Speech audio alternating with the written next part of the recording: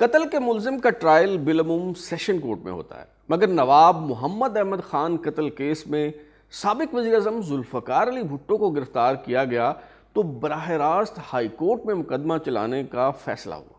Lahore high court کے جج مولوی مشتاق جو ذوالفقار علی بھٹو سے ذاتی بغض اور عناد رکھتے تھے، اب قائم مقام چیف جسٹس بن چکے تھے۔ مولوی مشتاق نے اپنی سربراہی میں چن کر ایسے ججوں پر مشتمل بینچ بنایا جو ذوالفقار علی بھٹو کے بدترین مخالفین میں شمار ہوتے تھے۔ دوران سماعت کئی بار ذوالفقار علی بھٹو کی مولوی مشتاق سے تلخ کلامی ہوئی اور سخت جملوں کا تبادلہ ہوا۔ اہم ترین مقدمے کی سماعت کا سلسلہ کیسے آگے بڑھا اور کس طرح سابق وزیر اعظم کو پھانسی کی سزا سنائی گئی، انکہی میں بھٹو کے عدالتی قتل سے متعلق شروع کیے گئے اس سلسلے میں ہم یہی معلوم کرنے کی کوشش کریں گے۔ اس سلسلے کی تیسری قسط کے ساتھ میں ہوں بلال غوری اور آپ دیکھ رہے ہیں ترازو۔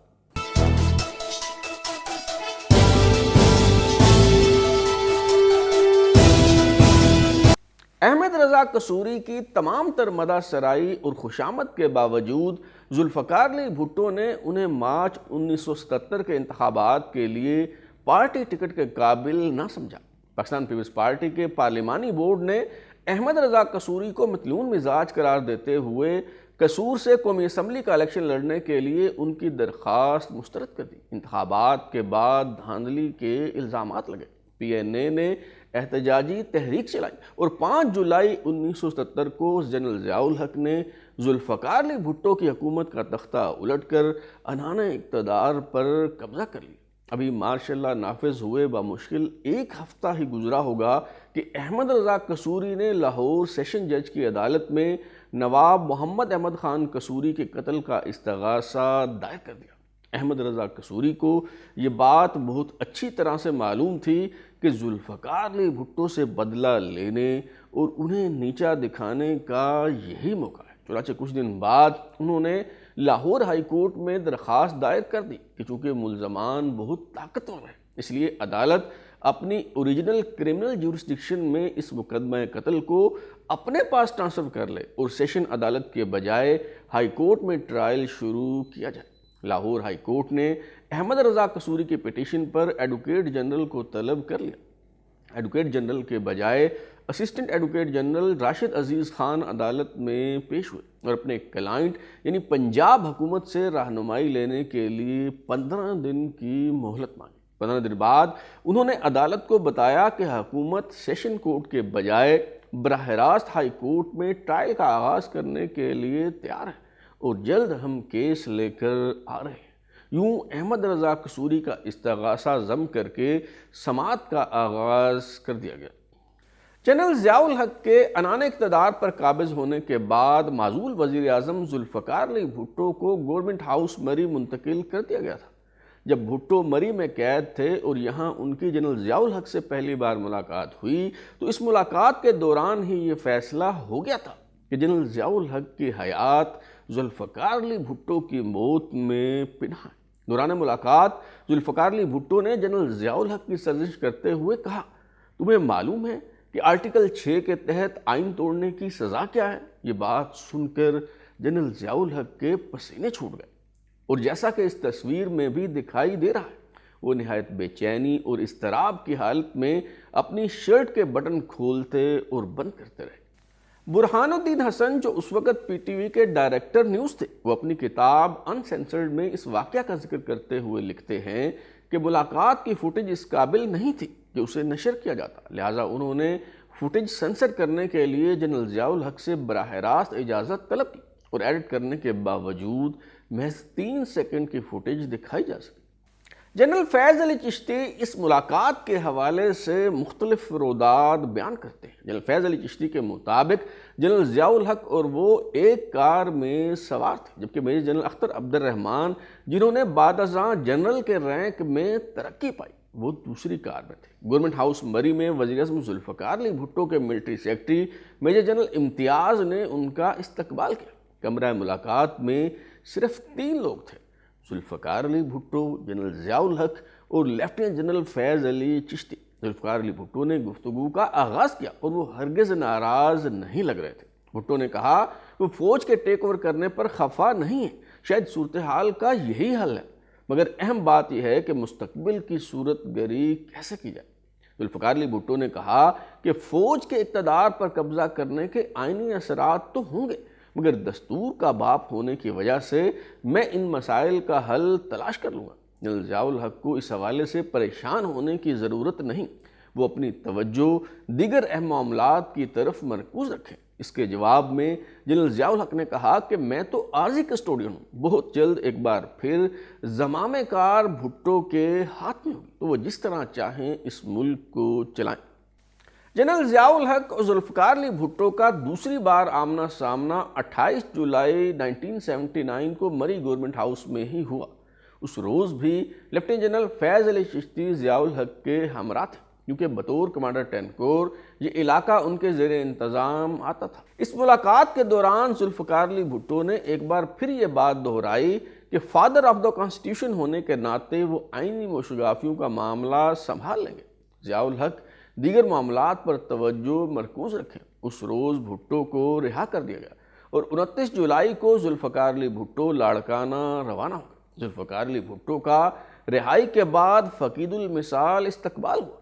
ضیاء الحق بھٹو کی مقبولیت سے تو خائف ہوئے، مگر جب بھٹو نے اپنے جلسوں میں کھلے عام آرٹیکل 6 کی باتیں کرنا شروع کر دیں تو ضیاء الحق سے یہ جملہ منسوب ہوا کہ اب قبر ایک ہے اور اس میں ضیاء الحق یا بھٹو میں سے کسی ایک کو جانا ہے۔ 18 اکتوبر کو انتخابات کروانے کا اعلان ہو چکا تھا، کاغذات نامزدگی جمع ہو رہے تھے، مگر C M L A headquarter کو اس پھندے کی تلاش تھی جو ذوالفقار علی بھٹو کے گلے میں فٹ کیا جا سکے۔ 1972 میں ڈیرہ غازی خان سے جماعت اسلامی کے رہنما ڈاکٹر نذیر احمد شہید ہو گئے تھے۔ اس قتل کا مقدمہ ذوالفقار علی بھٹو کے خلاف چلانے پر بھی غور ہوا، مگر جنرل ضیاء الحق کے مشیروں کا خیال تھا کہ یہ ایک کمزور مقدمہ ہے۔ ذوالفقار علی بھٹو پر احمد رضا قصوری کے والد نواب محمد احمد خان کے قتل کا مقدمہ چلانے سے پہلے انہیں ایک اور کیس میں پھنسانے کی کوشش کی گئی تھی۔ پی این اے کی تحریک کے دوران لاہور ریلوے اسٹیشن پر ایک بم دھماکہ ہوا تھا۔ ایف ایس ایف کے ڈائریکٹر جنرل مسعود محمود جو زیر حراست تھے، ان سے یہ اقبالی بیان لیا گیا کہ ریلوے اسٹیشن پر بم انہوں نے بھٹو کے کہنے پر رکھوایا تھا۔ استغاثہ نے یہ بھونڈی کہانی تراشی کہ مسعود محمود نے ذوالفقار علی بھٹو کے کہنے پر ایف ایس ایف کے ڈپٹی ڈائریکٹر چودھری نذیر احمد کو بم رکھوانے کا حکم دیا۔ اس نے ایک لاہوری نوجوان ریاض عرف بلّہ کو بم رکھنے کا ٹاسک دیا۔ ریل گاڑی کی زنانہ کلاس کے ڈبے میں خاتون بیت الخلاء گئی اور اس نے وہاں بم دیکھا تو شور مچایا۔ اس پر ایک کانسٹیبل نے پاؤں مار کر اس بم کو مسل دیا۔ بم کو سگریٹ کے ٹوٹے کی طرح مسل کر ناکارہ بنانے والے پولیس کانسٹیبل کا نام تو پہلے ہی معلوم نہ تھا۔ بعد ازاں چودھری نذیر اور ریاض عرف بلّہ بھی اپنے بیانات سے منحرف ہو گئے۔ آخر کار ضیاء شاہی انصاف کو وہ پھندا مل گیا جس کی اسے تلاش تھی۔ احمد رضا قصوری اپنے والد نواب محمد احمد خان کے قتل کی ایف آئی آر میں ایف ایس ایف حکام کے ساتھ ذوالفقار علی بھٹو کو بھی بطور ملزم نامزد کر چکے تھے۔ احمد رضا قصوری کی طرف سے نہ صرف استغاثہ دائر کیا جا چکا تھا، بلکہ لاہور ہائی کورٹ اس مقدمہ کا ٹرائل سیشن کورٹ کے بجائے براہ راست ہائی کورٹ میں شروع کرنے کا فیصلہ بھی کر چکے تھے۔ ایف ایس ایف کے سربراہ مسعود محمود جو جنرل چشتی کی تحویل میں تھے، انہیں سلطانی گواہ بنا کر ذوالفقار علی بھٹو کے خلاف بیان حلفی لے لیا گیا تو بھٹو پر ہاتھ ڈالنے کا فیصلہ ہوا۔ جنرل فیض علی چشتی کے مطابق 2 ستمبر 1970 کو جنرل ضیاء الحق نے انہیں بتایا کہ ایک اہم مشن پر انہوں نے کراچی روانہ ہونا تھا، مگر کسی اچانک مصروفیت کی وجہ سے وہ نہیں جا سکتے۔ Pakistan air force base Chaklala پر ایک فالکن طیارہ تیار کھڑا ہے، اس پر کراچی جاؤ اور corps commander Karachi, governor Sindh اور martial law administrator lieutenant general Jahanzeb ارباب سے کہو بھٹو کو گرفتار کر لیں۔ جنرل چشتی نے کہا کہ یہ بات تو محفوظ ٹیلی فون لائن پر بھی کہی جا سکتی ہے، مگر جنرل ضیاء الحق نے کہا کہ یہ حساس معاملہ ہے، ذاتی طور پر کراچی جا کر پیغام دینا پڑے گا۔ چنانچہ 3 ستمبر 1970 کو ذوالفقار علی بھٹو کو حراست میں لینے کے بعد لاہور منتقل کر دیا گیا، جہاں ان کے خلاف احمد رضا قصوری کے والد نواب محمد احمد خان کے قتل کا مقدمہ چلایا گیا۔ سابق ڈسٹرکٹ اینڈ سیشن جج چودھری غلام حسین بھی اس معاملے کا ایک اہم کردار ہے، کیونکہ خصوصی عدالت کے سربراہ کی حیثیت سے بھٹو کے خلاف یہ کیس انہوں نے سنا۔ وہ اپنی خود نوشت جج جرنیل اور جنتا میں لکھتے ہیں کہ جب میں بم مقدمہ کے 2 ملزمان کو ضمانت پر رہا کر چکا تھا تو مولوی مشتاق حسین لاہور ہائی کورٹ کے چیف جسٹس نے زبانی پیغام بھیج کر مجھے اپنی کوٹھی واقع ماڈل ٹاؤن بلوایا اور ڈرائنگ روم میں داخل ہوتے ہی کہا آپ اس عدالت میں نہیں رہ سکتے، اور میں نے یہ بات انوار الحق صاحب یعنی چیف جسٹس سپریم کورٹ کو بھی بتا دی ہے۔ میں نے وجہ پوچھی تو مولوی مشتاق حسین نے کہا آپ باقی سب باتوں کو چھوڑیے اور صرف اس بات کا جواب دیجئے کہ اگر پیپلز پارٹی کے کسی بڑے لیڈر کا مقدمہ آپ کے پاس آ جائے تو اس بات کی کیا گارنٹی ہے کہ آپ اس کے زیر اثر نہیں آ جائیں گے۔ ڈسٹرکٹ اینڈ سیشن جج چودھری غلام حسین نے بھٹو کو سزا سنانے سے انکار کر دیا تو انہیں جسٹس مولوی مشتاق کے حکم پر بطور سزا میاں والی تعینات کر دیا گیا۔ ذوالفقار علی بھٹو جنہیں 3 ستمبر 1977 کو پہلی مرتبہ تعزیرات پاکستان کے تحت قتل کی سازش کے الزام میں کراچی سے گرفتار کر کے لاہور لایا گیا تھا، 10 دن بعد ان کی ضمانت ہو گئی۔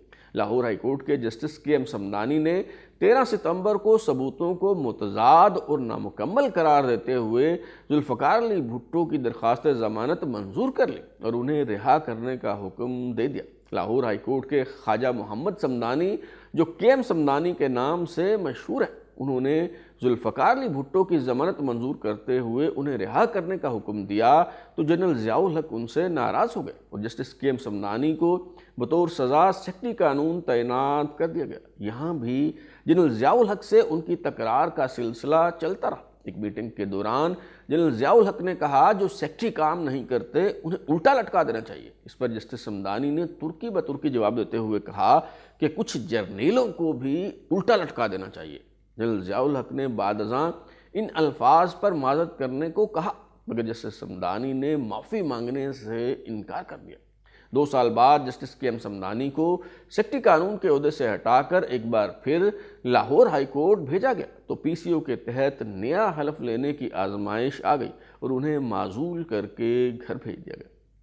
لاہور ہائی کورٹ سے ضمانت مل جانے کے باوجود 17 ستمبر 1977 کو ذوالفقار علی بھٹو کو ایک بار پھر مارشل لا ضابطے کے تحت گرفتار کر لیا گیا اور پھر 1 ماہ بعد بھٹو کے خلاف قتل کے مقدمہ میں ٹرائل کا آغاز کر دیا گیا۔ لاہور ہائی کورٹ کے اس وقت قائم مقام چیف جسٹس مولوی مشتاق حسین نے اپنی سربراہی میں justice Zakiuddin Pal, justice M S H Qureshi, justice Aftab Hussain اور جسٹس گلباز خان پر مشتمل 5 رکنی بینچ تشکیل دیا اور بھٹو کو ضمانت پر رہا کرنے والے جسٹس کے ایم سمدانی کو دانستہ طور پر اس بینچ سے باہر رکھا گیا۔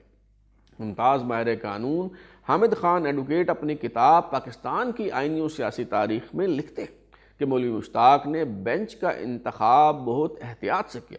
ذکی الدین پال بھٹو کے سخت مخالف تھے، آفتاب حسین مولوی مشتاق کے منظور نظر تھے اور انہوں نے انہی کے مطابق چلنا تھا۔ باقی 2 ججز اختلافی فیصلہ نہ لکھنے کی وجہ سے مشہور تھے۔ مولوی مشتاق کا بھٹو سے ذاتی اناد اور نفرت ڈھکی چھپی نہ تھی۔ ان کے دور میں لاہور ہائی کورٹ کا چیف جسٹس بننے کی جنون کی حد تک خواہش میں انہوں نے سپریم کورٹ کا جج بننا بھی قبول نہ کیا۔ بھٹو کی حکومت نے ان سے 8 سال جونیئر جسٹس اسلم ریاض حسین کو chief justice Lahore high court بنایا۔ انہوں نے استعفیٰ نہ دیا مگر بھٹو کے خلاف دل میں مستقل اناد پالے۔ ضیاء الحق نے اس ذاتی رنجش کا فائدہ اٹھانے کے لیے انہیں قائم مقام چیف جسٹس بنایا۔ بھٹو ان کی نفرت سے واقف تھے، اس لیے انہوں نے ٹرائل کورٹ کا بائیکاٹ کر دیا۔ مقدمے کی منتقلی کی ان کی درخواست کو بھی مولوی مشتاق نے اپنے چیمبر میں سماعت کے بعد مسترد کر دیا۔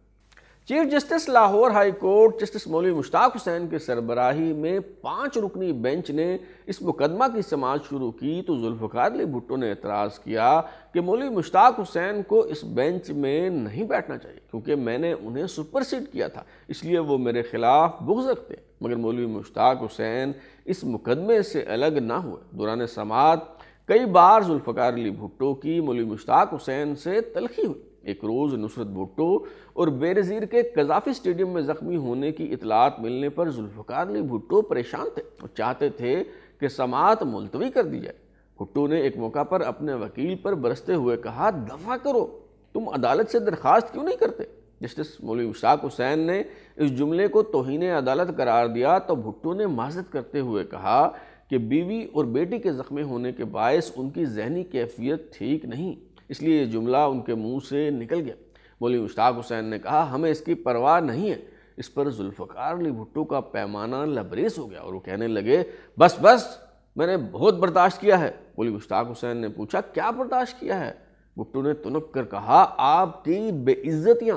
مولوی مشتاق حسین کا چہرہ غصے سے سرخ ہو گیا اور انہوں نے پولیس اہلکاروں کو مخاطب کرتے ہوئے کہا اس شخص کو تب تک باہر لے جاؤ جب تک یہ ہوش میں نہ آ جائے۔ آئیے سنتے ہیں سابق چیف جسٹس نسیم حسن شاہ مولوی مشتاق کے اس رویے کے بارے میں کیا کہتے ہیں۔ وہ میرے خیال میں مولوی صاحب کی زیادتی تھی، کیونکہ وہ بہت ہی زبردست آدمی تھے اور وہ بھٹو کے دشمن تھے، اور ان کو چاہیے تھا کہ اس کیس میں نہ بیٹھتے تو بہتر تھا۔ فیڈرل سیکیورٹی فورس کے دیگر 4 اہلکاروں کا ٹرائل بھی اسی مقدمے میں ہو رہا تھا۔ ابتدا میں کورٹ کی کارروائی عام لوگوں کے لیے کھلی تھی، مگر 25 جنوری 1978 کے بعد اسے خفیہ قرار دے دیا گیا۔ فرانسیسی وکیل موسیو رابرٹ باڈیز کہہ چکے تھے کہ ہسٹری ول جج دا ججز ان دس کیس، اور پھر ججوں کے امتحان کا نتیجہ سامنے آ گیا۔ لاہور ہائی کورٹ نے 18 مارچ 1978 کو ذوالفقار علی بھٹو کو مجرم قرار دیتے ہوئے سزائے موت دینے کا حکم سنا دیا۔ جب سپریم کورٹ میں اس فیصلے کے خلاف اپیل شروع ہوئی تو بھٹو کو کوٹ لکھپت جیل لاہور سے راولپنڈی سینٹرل جیل منتقل کیا گیا۔ اس موقع پر سابق وزیر اعظم کو قیدیوں کے لیے لے جانے والی عام پریزن وین میں سوار کیا گیا تو انہوں نے خفگی کا اظہار کرتے ہوئے کہا ایسا سلوک تو جرمنوں نے یہودیوں کے ساتھ بھی نہیں کیا تھا۔ ذوالفقار علی بھٹو کے جوڈیشل مرڈر کی رودات بیان کرنے کا سلسلہ جاری ہے۔ اگلی قسط میں ہم آپ کو بتائیں گے کہ ذوالفقار علی بھٹو کو راولپنڈی جیل کیسے منتقل کیا گیا اور سپریم کورٹ میں اپیل کی سماعت کیسے ہوئی۔ اب تک کے لیے اتنا ہی۔ بلال لودھی کو اجازت دیجیے، پھر ملاقات ہوگی۔ اگر آپ اپنی رائے دینا چاہتے ہیں یا پھر کوئی تجویز تو ہمارا واٹس ایپ نمبر 033284105337 دستیاب ہے۔ اپنا فیڈ بیک دیں، لائک کریں، سبسکرائب کرنے کے بعد بیل آئکن یعنی گھنٹی دبائیں اور دیکھتے رہیں ہمارا چینل ترازو۔